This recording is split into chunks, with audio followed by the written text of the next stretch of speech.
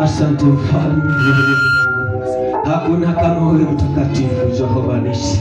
Inua tu sauti yako Bwana. Asante mtakatifu, asante Yesu kwa neema zako Mfalme.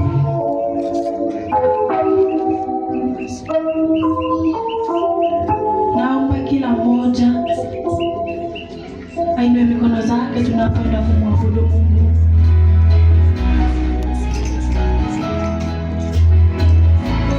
Ana moyo wako, maana unayemwabudu ni mkubwa, aliimanishwa kufananishwa na chochote. Yeye ni mwaminifu kwetu kila wakati na kila saa. Asante Bwana, nimekuja kukuabudu mchana wa leo kwa wema wako na fadhili zako. Umekuwa mwema kwangu Yesu.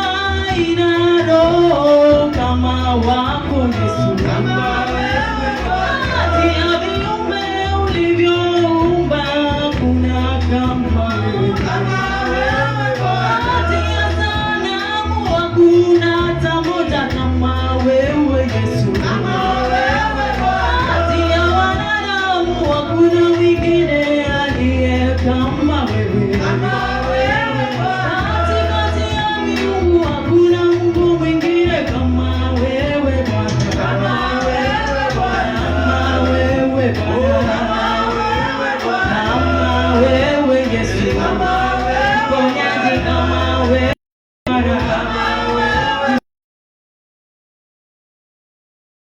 neema kama yako Yesu, mwenye ushindi kama wewe Bwana, mponyaji kama wewe Bwana, Baba kama wewe Bwana, Baba kama wewe Yesu, kama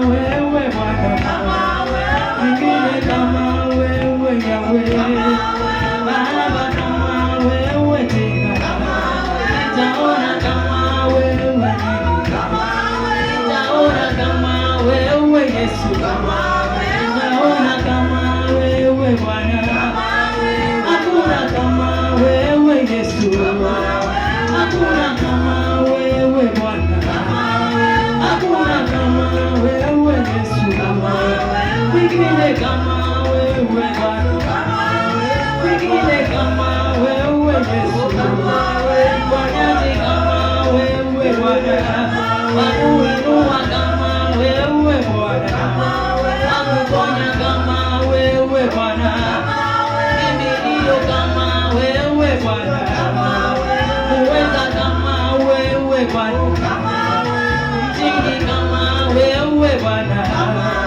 tawala kama wako Yesu, mwingine kama wewe Bwana, tawala kama wewe Yesu, hakuna kama wewe Bwana, mwingine kama wewe ni nani?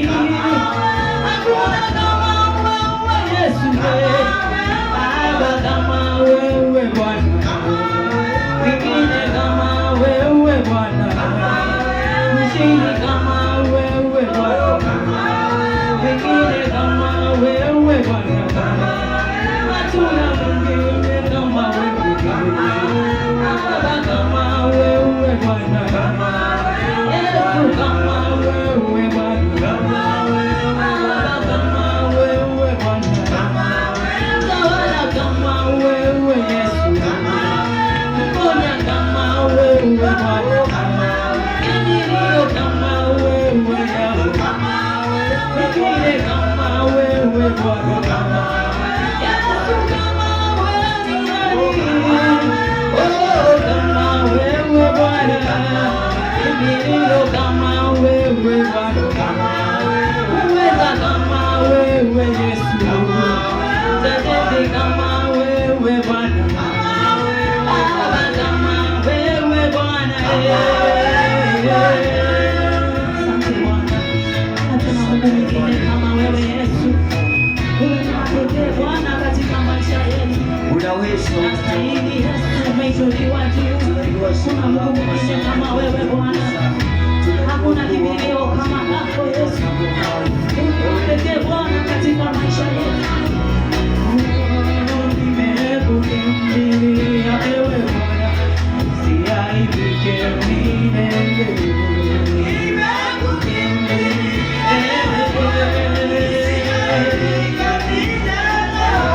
Na huduma yangu ninaileta kwako, isiaibike milele.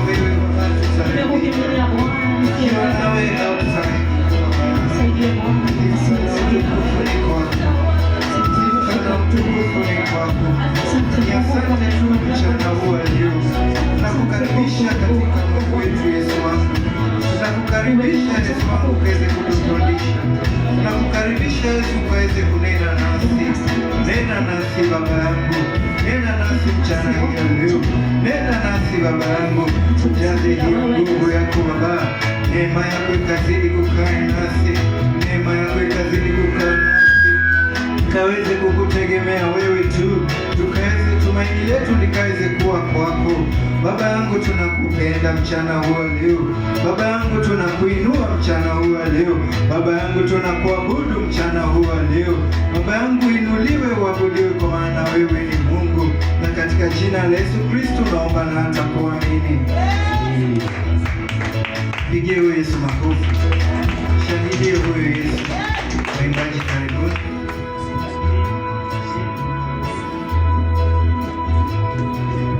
Asanteni sana waimbaji. Bwana Yesu asifiwe. Bwana Yesu asifiwe. Bwana Yesu asifiwe. Yes, leo ni siku ya kina baba. Men-led service. Men-led service. Tami niko tu hapo kwa men. Bwana Yesu asifiwe. Nashukuru sana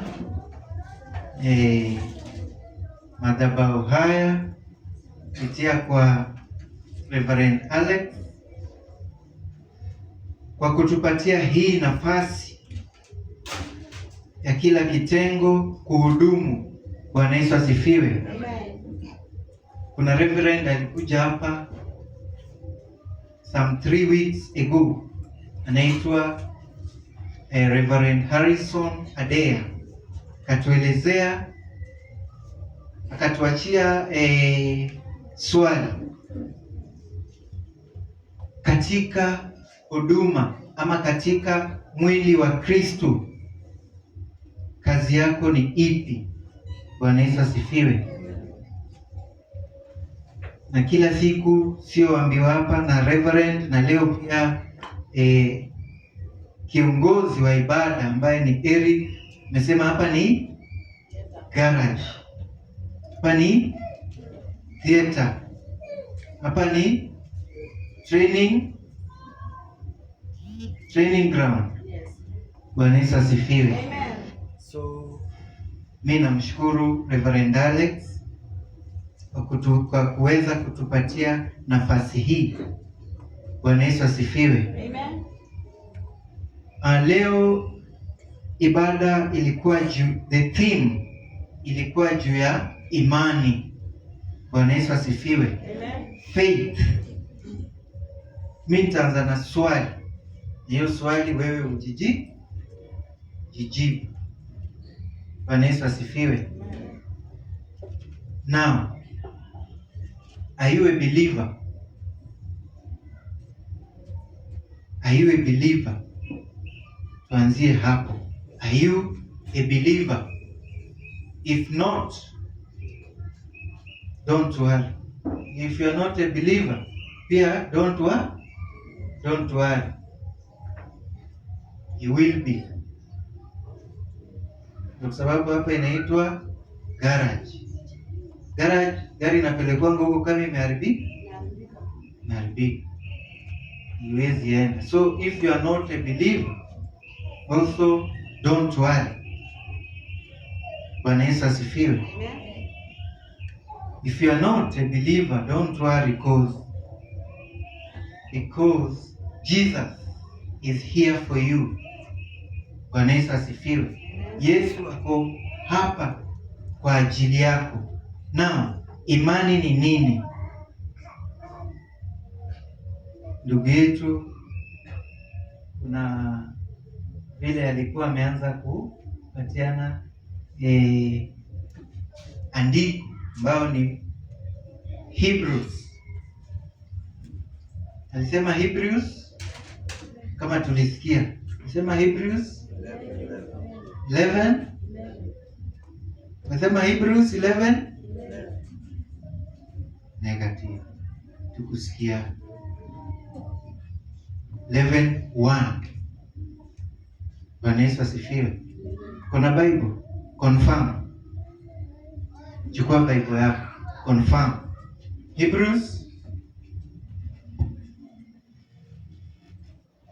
inasemaje? Inatoa maana ya imani. Inatoa maana ya imani.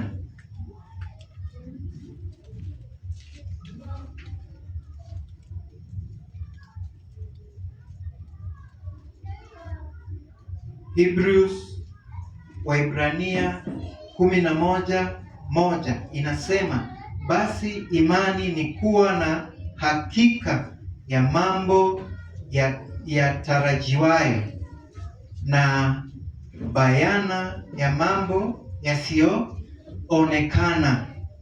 Bwana Yesu asifiwe. Kuwa na hiyo ni kuwa na uthabiti wa moyo na kuwa na hakika ya mambo ambayo wewe unatarajia. You as a believer. Bwana Yesu asifiwe. Yale mambo ambayo unatarajia wewe, kuwa na uhakika, moyo wako kuwa na that assurance. Bwana Yesu asifiwe. In English, faith is the assurance of things hoped for, the conviction of things not seen. When you have an assurance of the things that you are hoping for, praise the Lord. Amen. Ukiwa na hiyo uhakika, haujaona, haijatendeka, haujapata, lakini moyo wako uko thabiti, moyo wako iko na hiyo uhakika kwamba itatendeka, kwamba utapata. Hiyo ndio kuwa na imani. Bwana Yesu asifiwe. Amen. Ni uamuzi thabiti wa kusadiki, kutumaini na kuweka maisha yako katika misingi ya kiroho.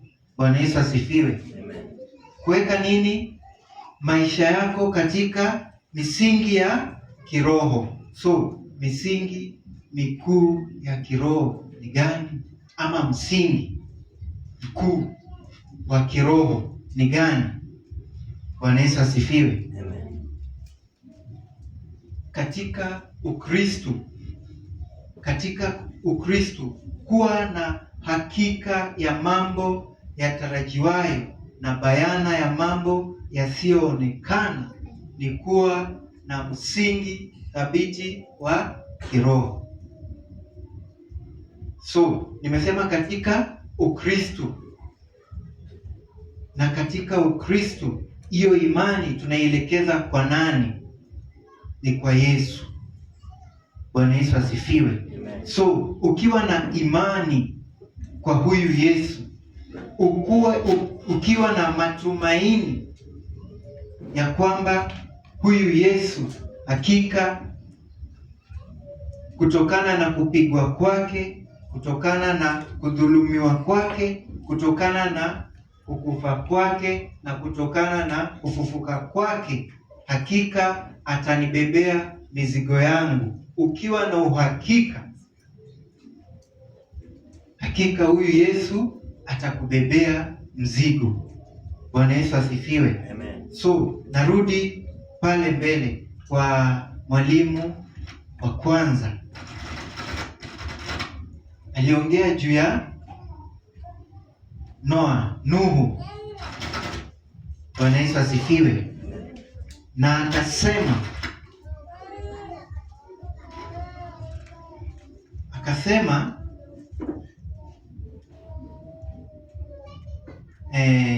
kulingana na Mwanzo 6 kuanzia 14 hadi 20, kwa sababu ya imani dhaifu.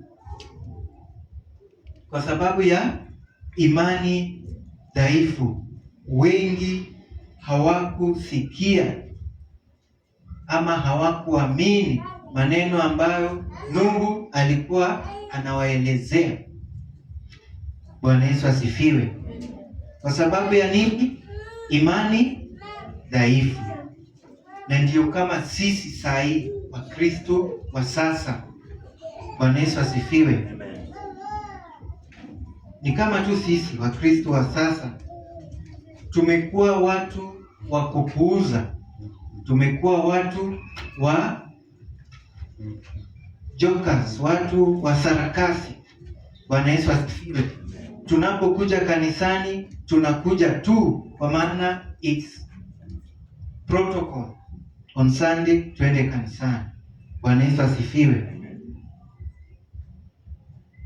Hatuna, imani yetu ni dhaifu. Kianza kuuliza kila mmoja hapa leo, kwa nini umekuja kanisani? Ndio, we have challenges. We have challenges. Kila mtu atakwambia mimi niko na hii shida, huyu atakwambia niko na hii shida, huyu atakwambia, kila mtu ako na sababu yake. Lakini unapokuja kanisani, from January hadi last month, kuna vipengele kadhaa tumekuwa tukifundishwa. Most recent ones imekuwa juu ya kuwa safi. Pia tukafundishwa juu ya Roho Mtakatifu. Na nakumbuka pia hapo nyuma, mwezi wa pili, mwezi wa tatu tulifunga na ilikuwa juu ya madhabahu. Bwana Yesu asifiwe. Kuna mambo ambayo tunaelezewa hapa na wachungaji wetu, lakini sisi tunayapuuza. Bwana Yesu asifiwe. Kwa nini? Imani yetu ni dhaifu. Lakini huyu Yesu anatuambiaje? Bwana Yesu asifiwe. Yesu anatuambiaje kwa Mathayo 17:20? Mtu anisomee pale Mathayo 17:20. Hii ni enzi ile ya kulikuwa na wanafunzi wa Yesu watatu, alikuwa nao, na kuna kazi walishindwa kuifanya. Bwana Yesu asifiwe. Kama umepata Mathayo 17:20. Yes.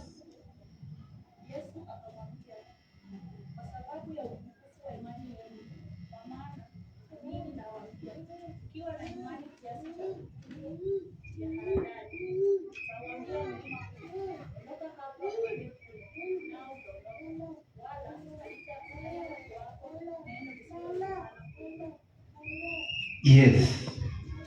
Walishindwa, ukianzia pale juu, walishindwa kuponya ama kutoa pepo kwa kijana mmoja. Bwana Yesu asifiwe. Walishindwa. Kwa nini? Yesu anawajibu. Kwa nini walishindwa?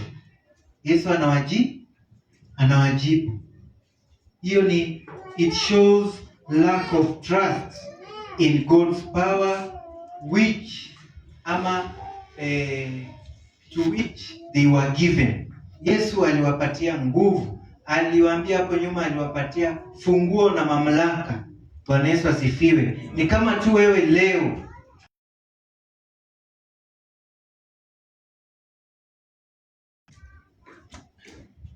ulipomkiri kwamba yeye ndiye Bwana na Mwokozi wa maisha yako. Bwana Yesu asifiwe. Amekupatia funguo na mamlaka. Lakini angalia hapa, wanafunzi wake, alikuwa Petero, alikuwa John na James. Bwana Yesu asifiwe. Lakini walishindwa. Kwa nini? Imani. Yesu aliwajibu, nyinyi wenye imani dhaifu. Praise the Lord. Now, Jesus compares faith to a mustard seed. Mustard seed kwa Kiswahili imetuambia ni punje. Bwana Yesu asifiwe. Mbegu kadogo iko na power, inaweza toa mti kubwa sana, but mbegu unapopanda kwanza, nini inatokea? The roots. Nashika wapi? Mizizi. Bwana Yesu asifiwe. Foundation. Na foundation yetu tunaijengea wapi? Sisi kama Wakristo ni kwa huyu Yesu. Bwana Yesu asifiwe. Na the roots ndio inalisha the whole plant. Bwana Yesu asifiwe. Ndio inatafuta chakula kwa the plant. Bwana Yesu asifiwe. Now, this metaphor, msemo huu wa kutumia, Yesu alitumia mbegu, the mustard seed. This metaphor illustrates that even kambegu kadogo, ama even tiny or genuine faith. Bwana Yesu asifiwe. Hiyo faith kidogo uko nayo, hiyo kidogo kwa huyu Yesu, umemkubali ama umemruhusu yeye kukutawala, kumkubali tu hivyo, kumruhusu Yesu afanye kazi ndani yako. Bwana Yesu asifiwe. Can move a mountain. Now, what is a mountain? What is a mountain? Katika maisha yetu ya kila siku ni yale changamoto ambayo tunapitia kila siku. Changamoto ya pale kazini, changamoto ya pale nyumbani. Bwana Yesu asifiwe. The obstacles, vizingiti ambazo unakutana nazo zinakuzuia wewe kuendelea. Bwana Yesu asifiwe. Yesu anatuambia leo tuko na hiyo uwezo ya kuzisongesha, na sisi tuzidi kutembea katika njia yake. Bwana Yesu asifiwe. Siku ya leo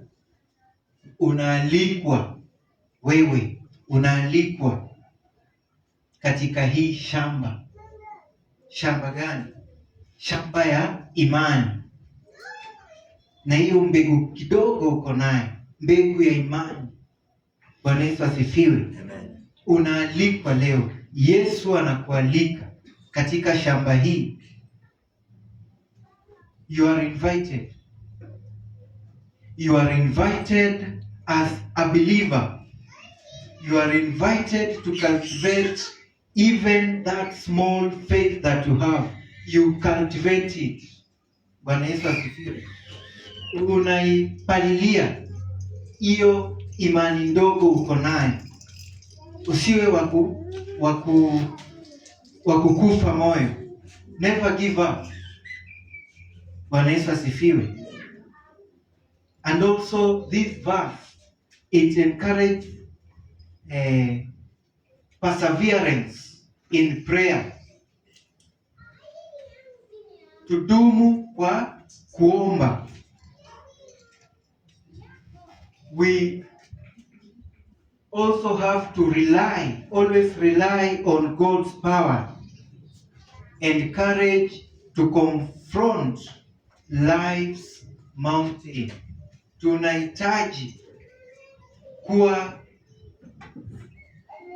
tunafuata huyu Yesu, huyu Mungu. Inafaa kila wakati tuwe wa kumtegemea huyu Mungu, tuwe wa kumtegemea nguvu zake, na hakika tutapata ile nguvu ya kuondoa milima ambazo ziko kwa maisha yetu. Bwana Yesu asifiwe. And also this verse reassures that faith, no matter how small, is sufficient for God to work miracles and bring about his purpose. Bwana Yesu asifiwe. Amen. If you only cultivate that small faith that you have in Jesus, God will work miracles, big miracles in your life. Kwa maana neno lake linasema yeye anatujua, alitujua kabla tuzaliwe, tukiwa tumboni mwa mama yetu, na ako na mipango mema kwa maisha yetu. Bwana Yesu asifiwe. So ni sisi tu kumtegemea yeye, ni sisi tu kumkimbilia yeye. And also this verse emphasizes that faith is dynamic, trusting relationship with God. Tuwe wa kumwamini. Bwana Yesu asifiwe. Tusiwe wa kupuuza neno lake, tusiwe wasarakasi katika huduma yake. Bwana Yesu asifiwe. Tuache yeye atuongoze, tumwache yeye atutawale. Bwana Yesu asifiwe.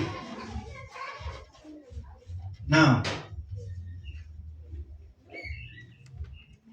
ukiangalia Proverbs 3, 5 and 6, bado inaongea juu ya trust. Trusting in the Lord with all your heart and lean not in your own understanding. Tuweze kumwamini huyu Mungu kwa moyo wetu wote na pia kwa mawazo yetu. Mawazo yetu yawe ni kwake. Bwana Yesu asifiwe. Amen. Actions, matendo yetu yaambatane na neno lake. Because genuine faith naturally expresses itself in how a person lives. Imani ya kweli ama imani ya uhakika inadhihirisha na vile mtu matendo yake, nadhihirisha kwa matendo yake. Bwana Yesu asifiwe. Ukiangalia James, Yakobo 2:17 inaongea juu ya faith without actions. Faith without actions is dead. There is no faith there. Tana na matendo. Bwana Yesu asifiwe. Now, how does faith grow? Imani inakuwa kivipi? How do you cultivate these tiny faith? Faith is developed by hearing and engaging. Kusikia neno la Mungu. Hearing and engaging with the word of God, as well as through prayer and perseverance during difficult times or during difficult trials. Bwana Yesu asifiwe. Sasa zile umepasafia, sasa zile umevumilia ukiwa ndani ya neno la Mungu, kwa hilo jaribio ambalo unalipata, kwa hiyo challenge, kwa hiyo changamoto ambayo unapitia, hakika you will be cultivating that faith. Bwana Yesu asifiwe. Sio saa zile changamoto imekugonga, mlima huwezi ipanda, ndio saa hizo you lean on your own understanding. Unaangalia nifanye nini, unatumia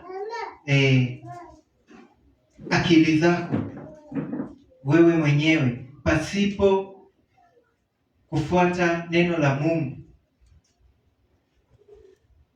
Bwana Yesu asifiwe. Amen. Je, imani yako iko kwa Bwana siku hii ya leo? Imani yako iko kwa Bwana?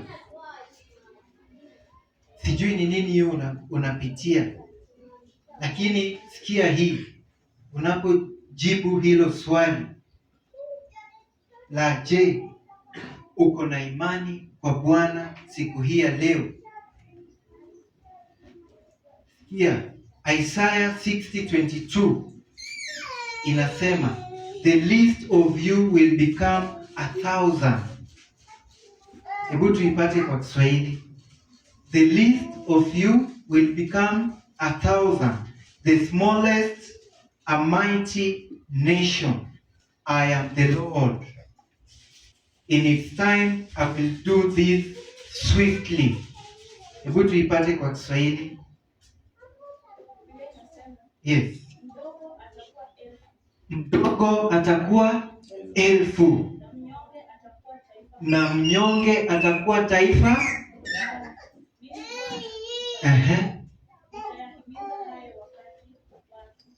Wakati wake. Imani yako iko kwa Bwana siku ya leo?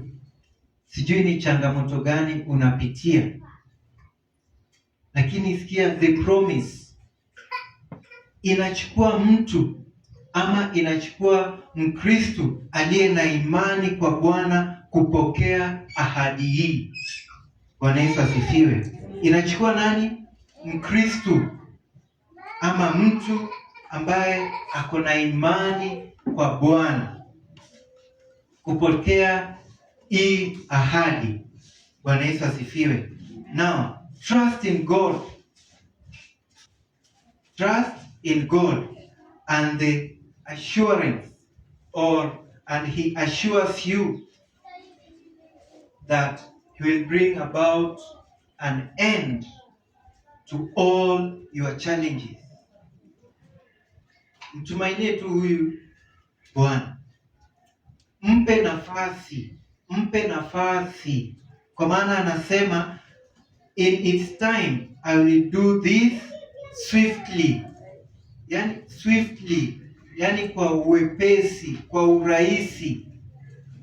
Hilo jambo unaona imekuzuia wewe ama imekufinya wewe, huyu Yesu anatuahidi leo kwa Isaiah 60:22 kwamba kwa wakati wake ataifanya kwa urahisi, ataifanya swiftly. Bwana Yesu asifiwe. Now, imani yako iko wapi siku hii ya leo? Imani yako iko wapi? Ninapomalizia, confirm. Kuna a saying in English inasema being disadvantaged. Being disadvantaged doesn't mean you are defeated. Ile kitu unaona haujafanya, haujawezeshwa, you are disadvantaged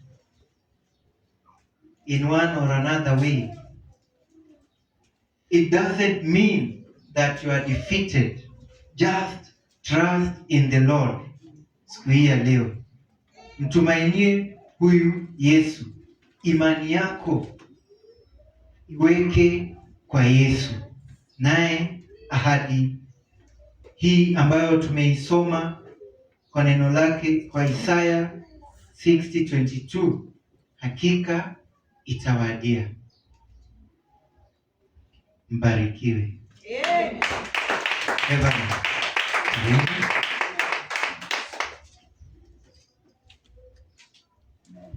Makofi mazuri. Imekuwa ni ibada ya imani na najua imani ni muhimu sana. Kila ambacho utakachoamini ndio kitatendeka kwa maisha. maisha yako. Please, naomba sana uamini Mungu kwa kila ambacho unataka kifanyike. Sitaki niendelee kuongeza kwa hiyo, lakini imani, uamini kitu ambacho hakiko huwa kinatokea. Anything you believe before the Lord, ndio huwa unafanya hiyo. Kwa maana mimi nimekuja nikagundua sana, imani imepoteza watu wengi. Katika First King chapter number 18 verse 21, Biblia inasema Elia akawaita wana wa Israeli, akawaambia, mtasita kuniambia mpaka lini? Amweni kama ni Kristo basi mmpate. Amweni kama wale ni wale mabalamu basi mfuate. Anake ni imani, anajaribu kuinua imani ya watu. Unapopaki katika level 2 hautapata neema ya Mungu. Bwana asifiwe sana. Lazima tukubali tukue katika imani yetu iwe imeinuka. Mimi wanasema kila siku, imani yangu ni kwamba shetani hawezi niweza. Na hiyo imani naamini kwa maana najua mahali amenitoa Yesu. Kama Yesu amenitoa hapo, naamini ya kwamba huyo Mungu nikiwa na tabiti na yeye. Imani uamini kitu ambacho hakiko. Na Roho Mtakatifu anapokuja ndani, mtu anisomee Romans chapter number 8 verse 8 to 9. Napo nasikia hiyo kitabu liseme, Roho wa Mungu anapoingia mtu, anatoa mtu wa ndani, anaingia Roho Mtakatifu. Anakutoa ukawaida. Ukisikia uko na ukawaida, elewa kuna Roho wa Mungu yuko ndani. Sasa imani yako itakuwa fukufuku. Na imani inapokuwa fukufuku, basi elewa unikushinda, unashindwa. Bwana asifiwe sana. Imani yako lazima iwe thabiti. Imani yako ikiwa thabiti, Roho Mtakatifu goza. Inasema Romans 8 verse 8 to 9. Yes. Unanipata? Imani huja kusikia kitu. Na imani, usipokuwa na imani kwa Yesu Kristo, basi unamfuata mwili. Unapofuata mwili, imani yake itakuwa fukufuku. Imani inapokuwa fukufuku, hauwezi kutimiza kile ambacho unahitaji. Elewa vizuri sana, imani yako lazima iwe imeinuka zaidi. Na imani inapoinuka zaidi, uwe nafanya uponyaji uonekane. Imani inapoinuka zaidi, uwe nafanya kitu kionekane. Usiwe na nia mbili ya kusita. Kama ni Yesu basi sema ni Yesu. Kama ni dunia sema tu ni dunia ishi. Kwa maana ukipapale ukipome kwa makwama, kuna majaribu yanaweza kupata katikati na ukakosa kuelewa ni nani anaongea. Yes. Sana nipata. The Spirit of God ikiwa ndani yetu, tufuate mwili. Lakini ukiona unafuata mwili, elewa Roho Mtakatifu yuko ndani. Roho Mtakatifu akikuwa ndani, lazima kuna vitu fulani vinafanya. Imani yako inainuka. Hata ukiwa unasema kwamba wewe ni mgonjwa unaenda kukufa, unainuanga imani kusema kwamba kwa kupigwa kwake Yesu Kristo nilifunguliwa. Sasa imani yangu ya kwamba mimi nimepona, basi shetani hana budi kukuweza. Bwana asifiwe sana. Shetani anatuweza kwa maana imani yetu imekuwa fukufuku. Umekata tamaa, umelose hope na umerudi nyuma.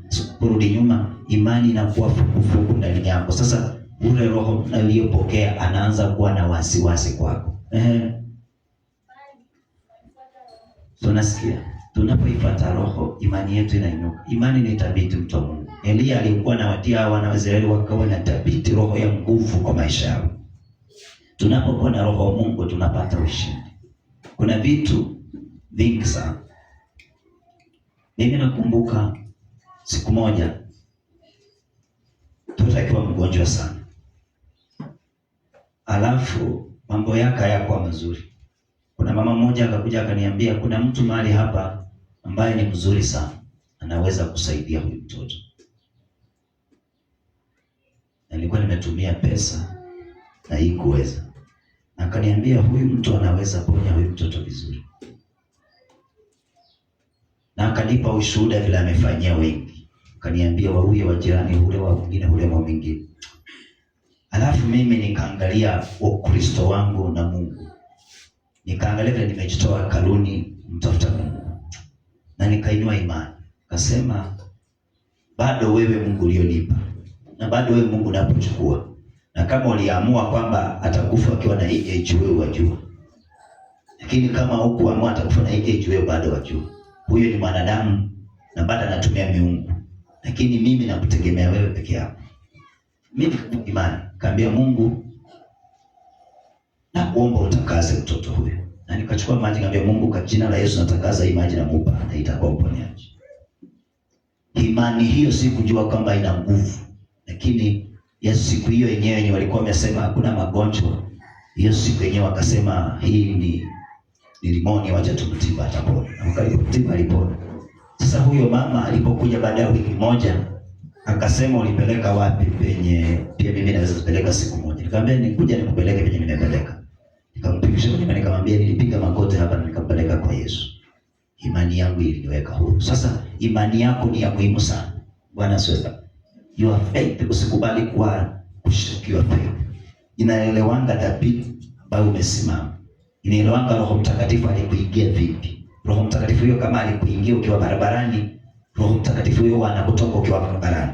Roho Mtakatifu kama alikuingia ukiwa hekaluni, Roho Mtakatifu huyo anakuingia ukiwa hekaluni. Sasa pale penye ukutana na Roho Mungu, ukienda pale utampata hapo. Amen. Shida ni kwamba Wakristo tujaelewa imani yetu tumeweka wapi. Ndio tunakuwa watumwa. Ombi langu ni kwamba Roho Mtakatifu atusaidie tuwe na imani. Imani yetu isiwe kutingizwa. Imani yetu isiwe kushikwa. Kuna watu wakisikia imani yao iko fugu. Ndio dazo unaona vitu vinakuwa vya kukwama. Elewa imani yako inua standard. Useme hata iwe namna gani siku moja itatimia. Na ukweli Mungu anatimiza imani ya watu. Ombi langu nataka tuombe jioni hii. Lakini sijui imani yako iko wapi leo. Imani yako iweke kwa Yesu. Hata kama mambo ni magumu, inawezekana. That's why mimi nikifanya ukombozi, that's why mimi nikiombea mtu anakuanga kwanza nimaanisha. Kitambo nikuombe na nakumbushanga Mungu kila amenifanyia mimi. Sasa naunganisha hiyo imani kwako ndio ifanye kazi. Kwa maana nisipokuwa na ushuhuda siwezi kupa ushuhuda. Bwana asifiwe sana. Sasa lazima ni apply kwako ushuhuda niko na imani. Na ile imani ndio imeniweka huru. Sasa nikikuja nikikuombea wewe ukiwa mgonjwa ama umeniita mtu ni mgonjwa pale kitandani, kitu ya kwanza nasimamanga hapa nikikumbusha Mungu, kwa maana nilikuwa na mgonjwa kitandani na Yesu akamweka huru. Sasa napoicha na Mungu mwambie kama ulinitenda mimi hata wewe unatenda sahi. Sasa ile imani inaleta impact kubwa. Na Roho Mtakatifu anakubali kukumbusha, anapokumbusha anakuja. Bwana asifiwe sana. Sasa tunapotezanga point kubwa ya Roho Mtakatifu kwa ndani yetu. Yesu Kristo atusaidie na tupe neema. Nataka tuombe kwa ajili pekee. Unaweza kuwa na jambo nimerudi nyuma, imani yangu ni fukufuku, naweza kuja tusombe tuweze kuomba na wewe ili tukapite mbele za Mungu. Jumapili yenyewe nakuja mgeni kutoka Mombasa. Jumapili hiyo Pastor Silvia na Chris wataenda kwingine pia kuhudumu.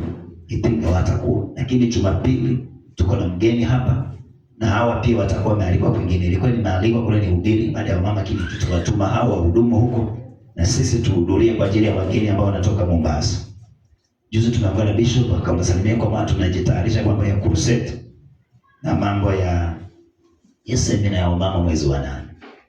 Hasa I hope kwamba Jumapili tuko na wageni kutoka Mombasa watakuwa hapa.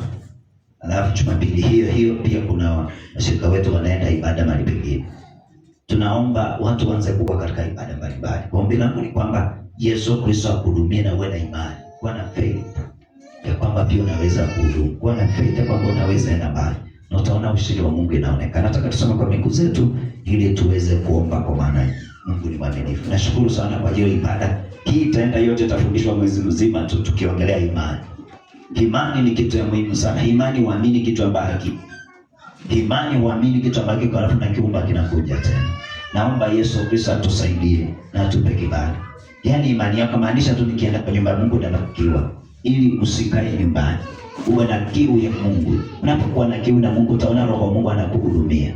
Roho wa Mungu anahudumia watu.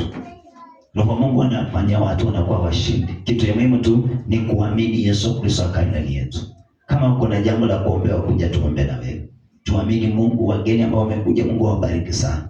Lakini ombi langu ni kwamba kuwa na imani, sisitiza kwa mwambie Mungu wewe ndiye kimbilio langu. Na unajua kwamba kuna kitu kitafanyika kubwa. Kama kuna jambo la kuombea unataka tuombe leo unaweza tuambie. Kwa maana nataka tuombe kwa jina la Yesu. Ili tufanye mkutano kidogo alafu tuende nyumbani. Kwa maana Mungu ametupa nafasi hiyo. Nataka tufunge macho yetu na tuombe. Kwa maana Mungu ni kimbilio. Baba Mungu wa mbingu na nchi. Leo ni siku nyingine ya kipekee tarehe tarehe 7 mwezi wa 6, huu ni siku ingine ya baraka, siku ingine ya kibali na neema. Tumekusanyika mbele zako kwa ajili ya imani. Mungu, tunasema tunaishi katika imani. Tunaomba ukuu wako na neema yako ishuke Bwana. Utusaidie, ukatufungue na ukatutetee. Kuna mtu ameamini kwa ajili ya kazi, usimwache akabaki wa kawaida. Kuna mtu ameamini kwa ajili ya uzima, kwa ajili ya mama yao, kwa ajili ya ndugu zao, usimwache akabaki wa kawaida. Hiyo imani Baba ikafungue milango. Kwa maana unasema tunapoamini kwa imani inaweza kuleta njia. Naomba ukuu wako na neema yako ikashuke juu ya watu wako. Wape kibali, wape neema na waongoze Mungu. Walioamini kwa ajili ya uponyaji kwa maisha yao, Mungu ukawape tu. Kwa maana unasema kwa kupigwa kwako tulipata kupona. Yeye amekuamini kwamba ameshapona. Asiwe chini ya madawa, chini ya laana tena. Kama ni visirani vilikuwa vimeinuka juu yake, Bwana akawe mgonjwa, mtolee. Kama ni nyoma ambayo ilikuwa imeinuka ya madhabahu ya nyumbani ili asipate kazi, mtolee. Ameamini kwamba bila wewe hawezi kuendelea. Baba, jinsi amesikia hiyo neno, nguvu zako zikashuke. Mchalie neema, ufungue mtumishi wako. Mimi nina ushuhuda kwa mambo mengi umenitendea. Hiyo ushuhuda naileta kwa hii madhabahu ili ifanye kazi Mungu. Kama sio wewe Mungu, hatungekuwa hapa tu leo. Lakini kwa neema, kibali ambao umetupa, tunakuabudu leo.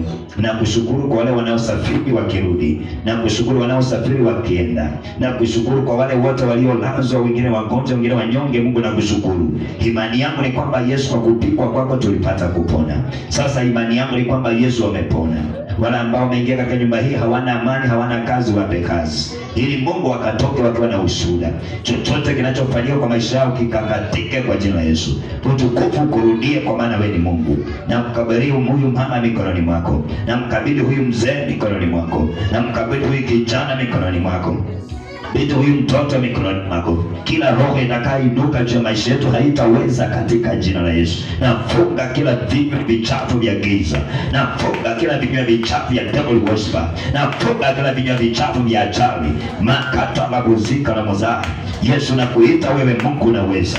Ninasimama kwa hii madhabahu tena, nikiharibu kila mifalme ya shetani. Kila pepo mchafu ambaye anataka kujiinua kwa watoto wako ili wasababishe wakwae ndani. Yesu, nakutukuza wewe ni Mungu. Naachilia ukuu wako na uwezo Mungu. Inavunja kila roho ya giza. Inavunja kila roho ya madhabahu. Hiyo roho ya kuwekwa pingu kwa mikono. Inaona mtu amewekwa mikono pingu. Inaange kuna roho inataka kukonikaza. I declare before this altar. Inavunja kila roho ya shetani. Unayefunga watoto wako mikono. Unayefunga watoto wako akili zao. Unayefunga watoto wako afya zao. Achilia kwa jina la Yesu. Achilia kwa jina la Yesu. Achilia ndoa zao. Achilia kazi zao. Achilia waume zao. Achilia wake zao. Achilia watoto wao. Achilia biashara yao. Achilia dada zao. Achilia ndugu zao. Inaachilia moto. Inaachilia moto. Inaachilia moto. Mara ya kwanza, mara ya pili. Kila mapepo machafu inashika maisha yao. Chomeka na moto. Chomeka na moto. Chomeka na moto. Inaachilia moto mara ya kwanza. Inaachilia moto mara ya pili. Inaachilia moto mara ya tatu. Inaachilia moto mara ya nne.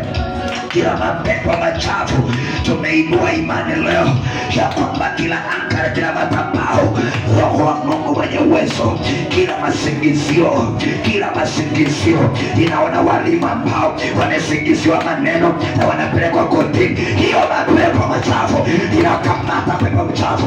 Kumbe walileta watoto, tumewashika wakatupeleka kotini. Hiyo madhabahu inavunja kwa moto, inavunja kwa moto. Inaachilia neema yako ishuke kuanzia leo kwa damu ya Yesu Kristo. Limasaka tanagozia roza. Maika, nataka tuinue tu sauti yetu tuombe. Kama wewe ni mwalimu unafundisha ama ni madam, inua mkono wako tuamini Mungu. Kwa maana naomba kuna mtoto amekuja umemweka kama ulimpiga tu kidogo hivi. Na kumbe alikuwa na shida ya kichwa na akaanguka chini akafa. Nasikia ukipelekwa ukifungwa milele. Hii madhabahu ya shetani ni giza. Pepo mchafu wewe unasimama. Hii pepo ya mauti imezoea hapa. Imezoea kuongea kwa hii madhabahu. Inashika mateka kila anga. Inasimama kime na kila mapepo machafu. Pepo tunasimama kwa jina la Yesu Kristo aliye hai. Mungu mwenye uwezo na mamlaka, inasimama kwa imani. Inasimama wasiwasi. Imani ni kuamini kitu usiamini. Unaiamini na uiamini inakotoa. Kwa jina la Yesu, kwa imani inasimamisha kila ngome, inasimamisha kila misale, kila mipango inayojipanga ili asisi kwa nyumba hii. Watoto wa nyumba ya watahusika, watoto wa nyumba ya watapatikana. Inaachilia moto kwa damu ya Yesu. Mara kwanza naachilia moto, mara pili naachilia moto, mara tatu naachilia moto, mara nne naachilia moto, mara naachilia moto, mara tano naachilia moto, mara sita naachilia moto, mara saba naachilia moto, mara nane naachilia fire, mara sita naachilia fire. Kila vitu vilivyokuwa kimena kwa maisha yako akakulasa wakatuma wakomboa. Loose now, loose now, loose now, loose now. Wapigwa kwa moto ya bakatana mosaki, rabashikatana mosaki, limatsantana maseka, limababa sekatana mosaki. Kila roho ya kosa kuandikwa, kila roho ya kosa kuandikwa, kila roho ya kufutwa, roho sakala mosaki. Nachilia moto mosaki, nachilia moto mara kwanza, nachilia moto mara pili, nachilia moto mara tatu, nachilia moto mara nne, nachilia moto mara tano, nachilia moto mara sita, moto mara saba, nachilia moto mara saba, nachilia moto mara nane, nachilia moto, nachilia moto, nachilia moto, nachilia moto. Walioinua kinyume kwa maisha yako, walioinua kinyume na maisha yako, walioinua kinyume na huduma yako, walioinua kinyume chao, waparaisu leo, waparaisu leo, waparaisu leo, waparaisu leo, waparaisu leo. Walioinua vitu kwa nyumba yako, waparaisu leo, walioinua kwa nyumba zako, waparaisu leo. Walioinua biashara kwa nyumba yako na biashara yako, walioinua vita kwa nyumba yenu, waparaisu leo. Inaachilia moto, inaachilia moto, inaachilia moto, inaachilia moto, inaachilia moto, inaachilia moto, inaachilia moto kwa nyumba zao, inaachilia moto kwa biashara zao, inaachilia moto kwa maisha yao, inaachilia moto kwa watoto wao, kuharisha wapate kazi ya ume na tumbo.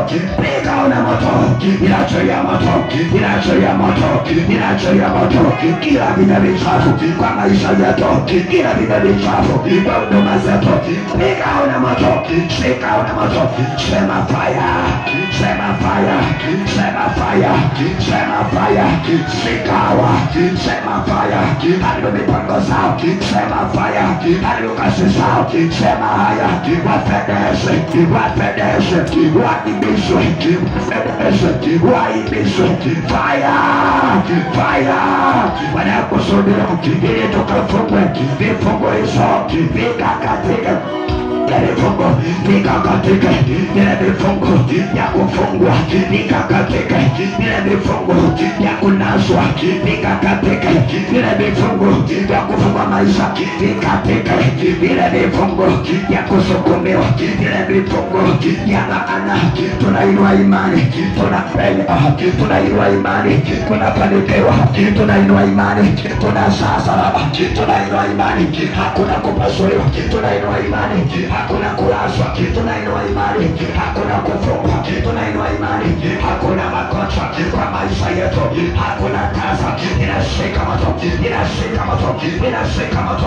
Waliotoroka kwa manyumba zao, waliotoroka wakachukua nguo, wakachukua mchanga, wakachukua mavazi, wakachukua mbele. Fire now, fire now, fire now, fire now, fire now. Waliokota wakachukua viatu, viatu vyetu wakaviroka, wakachukua makuchani yetu wakafunga. Fire now, fire now. Tunafanya nao kazi, wakachukua choka zetu wakatoroka. Fire now, fire now, fire now, fire now, fire now, fire now, fire now, fire now. Shaba baba, fire now. Masaka, fire now. Inatangaza imani imenuliwa, imani imenuliwa. Hakuna uchawi, hakuna ukanda kwa nyumba hii. Kila uchawi iliyoinuliwa hapa now, kila uchawi iliyoinuliwa kutoka leo, kila ukanda iliyoinuliwa kutoka sasa, kila ushirikina iliyoinuliwa. Fire, fire, fire, fire, fire, fire now, fire, fire, fire, kila uchawi kwa nyumba zetu, kila uchawi kwa ndoa zetu, kila uchawi kwa watoto wetu, uchawi kwa biashara yetu, fire, fire now, fire now, fire now, fire now, fire now, fire now. Na inua mkono wa kinabii, ninaachilia moto mara ya kwanza, ninaachilia moto mara ya pili, ninaachilia moto kwa nyumba yako, ila vita pale vimestahiliwa, fire now. Kila vita kwa kazi yako, fire now. Kila vita kwa biashara yako, fire now. Kila vita kwa watoto wako, fire now. Kila vita kwa kazi yako, ninaona watu mnafanya nao kazi, wamekuroga, wamekupatia uchawi kwanza, ninainua mikono, wapate moto, wapate moto. Mara ya kwanza naachilia moto, mara ya pili naachilia moto, mara ya tatu naachilia moto, mara ya nne naachilia moto, mara ya sita naachilia moto, mara ya saba naachilia moto, mara ya nne naachilia moto.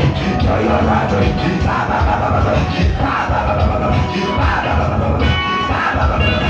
Loose now, loose now, loose now, loose now, loose now, loose now. Name of Jesus, name of Jesus, name of Jesus, loose now. Hakuna vito, hakuna vito, uko nyumbani, hakuna vito, wewe kabisa, hakuna vito, wewe pasoto. Loose now, loose now, loose now. Pow! Shakala. Wibaseketelebosa, mikono zainuliwe juu. Hakuna kitu hapa, hakuna madhabahu zitakapoinuka juu ya maisha yetu. Ninatangaza leo, waliotamani kufutwa, wanaopigwa transfer, hizo vitu vinaendelea, ili ukatolewe. Ninainua mikono juu, ninafunga kila vinywa, ninafunga kila ripota, kila ripoti ya giza, ninafanya kila na maisha yako, ninafanya kila na huduma yako, ninafanya kila na kazi yako.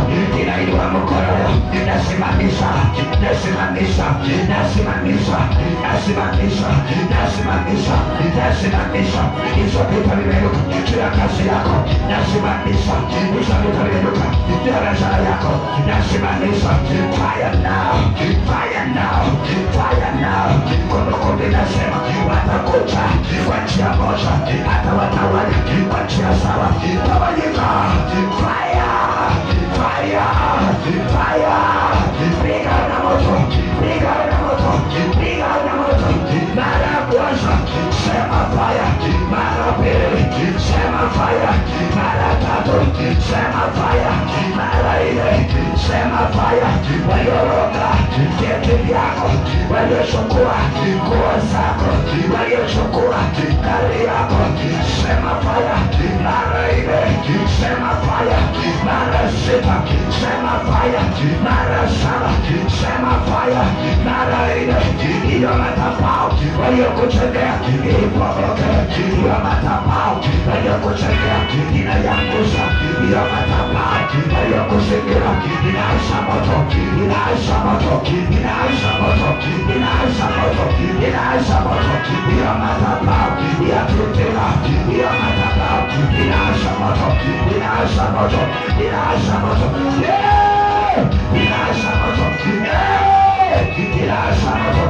Yaanza kupamaka, yaanza kupamaka, yaanza kupamaka, yaanza kupamaka, ya yaanza kupamaka, yaanza kupamaka.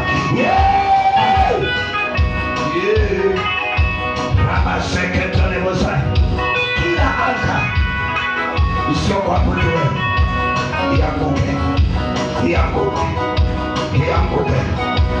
Kila madhabahu sio kwa mwenyewe, yasikwe na moto, yasikwe na moto. Tumechoka kulia, tumechoka kunung'unika kama familia, tumelia sana kama jamii. Tunaona roho mambo ya kuvunja moyo, tumekata tamaa. Leo tumeinua sauti, kila madhabahu iliyokuwa inainuka iwageuke, iwageuke, iwageuke, iwarudie wenyewe. Hiyo madhabahu waliotuma iwarudie, iwarudie, iwarudie. Madhabahu ya wendazimu, madhabahu za wachawi, madhabahu za utasa, madhabahu za kung'ang'ana, iwarudie, iwarudie, iwarudie. Wako wapi Shadraka, Mesaka na Abednego? Wakawashika wakaweka kwa moto. Biblia inasema waliowaweka ndio waliteketea. Inatangaza leo waliokuweka kwenye hiyo kaburi, waliokuweka kwenye hiyo shida, waliokuweka kwenye hiyo kung'ang'ana, iwakeuke, iwakeuke, iwakeuke, iwakeuke, iwakamatoye hiyo mambo yao, iwakamatoye hiyo vitoto vyao, iwakamate. Inatangaza leo maombi hii, iwakamate, iwakamate, iwakamate, iwakamate. Moto huo ushike wenyewe, hiyo moto ikamatwe.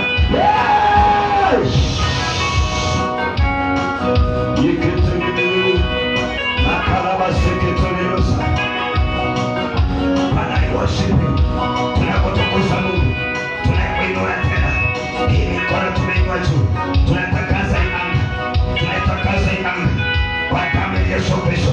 Hatutalia tena, hatutahangaika tena, hatutalia tena, hatutasumbuka tena, hatutaombaomba tena, hatutakosa kazi tena. Nyumba hii mzima inatuma Roho wako Mtakatifu afanye msako.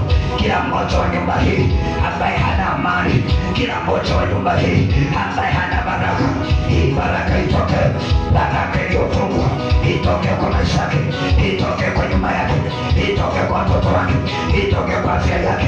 Kila miinuko ya giza, kila miinuko ya uchawi, kila miinuko ya uganga, kila miinuko ya kifo haina uwezo, haina uwezo, haina uwezo. Tunakuabudu Mungu. Loose now, loose now. Achilia hawa mali wamelala, inaasha moto hapo mali walipo. Tembea na vitu vyenu, toa kila kitu ndani, kila vitu mliowekwa kuliweka hawa ndani. Hapa mbele wamesimama, piga wamepiga magoti. Inaasha moto mara kwanza, inaasha moto mara pili, inaasha moto mara tatu. Chomeka na moto, chomeka na moto, chomeka na moto. Toa kila kitu ndani, toa kabisa, chomeka naka, oreka. Niweka ndani, toa naka, chukua naka yote kusimama, chukua na yote kusimama na naka. Piga na hapa nimeweka moto. Hiyo ni moto mara kwanza, hiyo ni moto mara pili, hiyo ni moto mara tatu. Acha kutoa, acha kutoa. Shika na moto, shika na moto, shika na moto. Kila kuzunguka, inaanza kubesta, inakurudi nyuma, inakurudisha nyuma. Kifedha, ikwana. Moto, shika kwa moto, shika kwa moto. Baada ya kwanza, baada ya kwanza. Hapo ulipo, baada ya kwanza, hapo ulipo, hiyo miguu yako.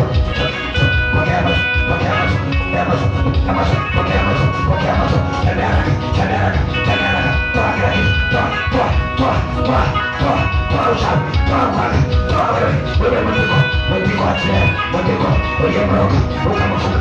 Baba na moto, pokea moto, pokea moto, pokea moto. Wewe mwitiko, loose now, loose now. Sema fire, sema fire. Sema fire, kila roho ya uchawi na uganga kwa hiyo bibi, soboka, soboka, soboka, soboka. Tulia kasha, tulia ulima, tulia utoto, tulia utoto, tulia mama yake. Toka ndani, tulia uchawi, tulia moto, tulia moto, tulia moto. Loose now, loose now. Every spirit, tulia, tulia, tulia, tulia, tulia. Hiyo ni moto imekushika na uchawi wewe. Loose now, tulia, tulia, tulia, tulia. Wewe mwache, wacha haraka, wache, acha mume yake, acha kazi yake, wache, wache. Anakwenda tu, anaanguka, leo atapita. Toka haraka, toka haraka. Tulia maisha, tulia maisha. Wameshuka, wewe mrefu. Sema fire, sema fire hapa, sema fire hapa, sema fire, sema fire, sema fire, sema fire. Nyosha mkono, sema moto, sema moto. Kila uchawi ya kuzawaza, kila uchawi ya Mombasa, sema fire, sema fire. Kila uchawi, kila utapao, sema fire. Mara ya kwanza, sema fire. Mara ya pili, sema fire. Mara ya tatu, fire. Mara ya nne, fire. Mara ya nne, mara ya saba, fire. Katika jina la Yesu. Hakuna roho itakana nini. Be free now Jesus. Be free. Be free.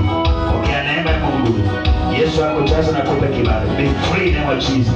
Be free name of Jesus. Shetani hana uwezo kwa hili. Awafungua kwa jina la Yesu. Naachilia kibali na ukuu wa Bwana. Be free name of Jesus. Shetani hana uwezo chini. Umefunguliwa na umewekwa huru. Shetani hana mamlaka. Asante Yesu kwa umeweka huru. Baba nakutukuza, nasema ni asante kwa ukuu na neema. Wewe Mungu umeinuliwa na umetukuka. Ibada hii kuabudu wewe. Tunakusifu Yesu. Tunakuabudu Mungu. Wewe ni Mungu umejaa neema. Wewe Mungu umejaa wema. Mamlaka zako hakuna mwingine. Tunakusifu kwa ajili ya mchana wa leo. Uabudiwe na uinuliwe Yesu. Katika maisha yetu utamalaki. Uabudiwe na uinuliwe kwa maana hakuna kama wewe. Katika jina la Baba na la Mwana na Roho Mtakatifu, na sisi wote tuseme, may the grace of our Lord Jesus Christ and